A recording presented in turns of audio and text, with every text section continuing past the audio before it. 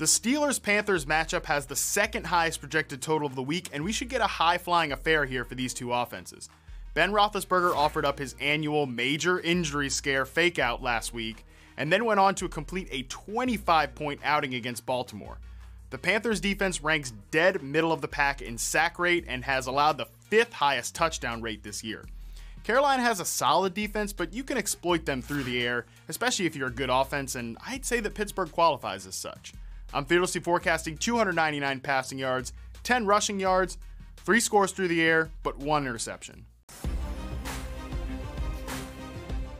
We should get a pretty high-scoring Thursday night game when Cam Newton and the Carolina Panthers travel to Pittsburgh to take on the Steelers. The game currently has the second highest over-under of the week at 51.5 points.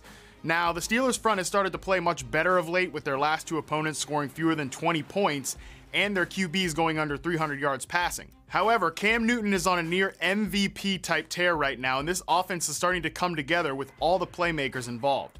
Newton also has an ace in the hole to combat this aggressive Pittsburgh front: play-action passing.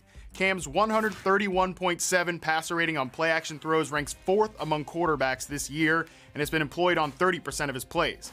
I'm fearlessly forecasting 273 yards through the air, 45 rushing yards, 2 passing touchdowns, and another one on the ground. So Greg Olsen returned in Week 6, and after shaking off some rust, he's scored in 3 consecutive contests. Devin Funchess, on the other hand, has been kept out of the end zone in back-to-back efforts.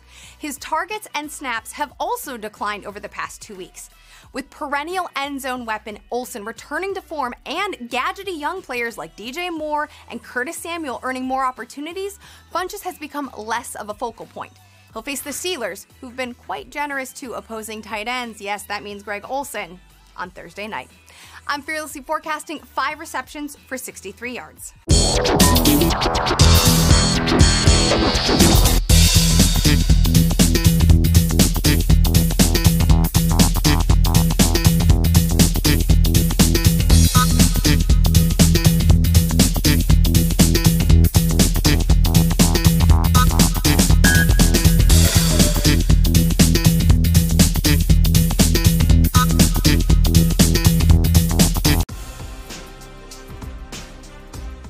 Managing his 9th score of the season in Week 9 at Baltimore, Brown has the most touchdowns of any wideout so far in 2018.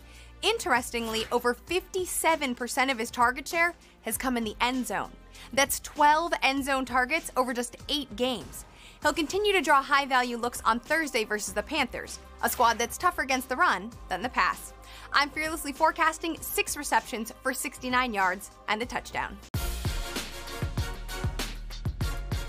Catching 7 balls for more than 75 yards for the second time over his past 3 efforts, Juju continues on as a solid top 20 play for fantasy heads. Despite the fact that AB is getting the bulk of the red zone targets since openly complaining earlier in the year, Juju is still managing plenty of high upside opportunities. He'll face the Panthers on a short week. I'm fearlessly forecasting 6 receptions for 58 yards and a touchdown. Mea culpa.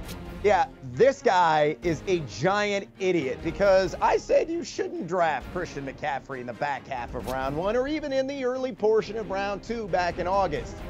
Yeah, I was wrong. He is RB7 on the year at half-point PPR formats, continues to get it done on a vigorous volume, despite some of the unsightly secondary metrics that he has posted, though he has forced a missed tackle 22% of the time. Now, you look at the matchup this week, the Steelers rather stingy in the trenches, giving up the 4th fewest fantasy points, 3.61 yards per carry, 87.8 total yards per game, and just 6 total touchdowns on the year.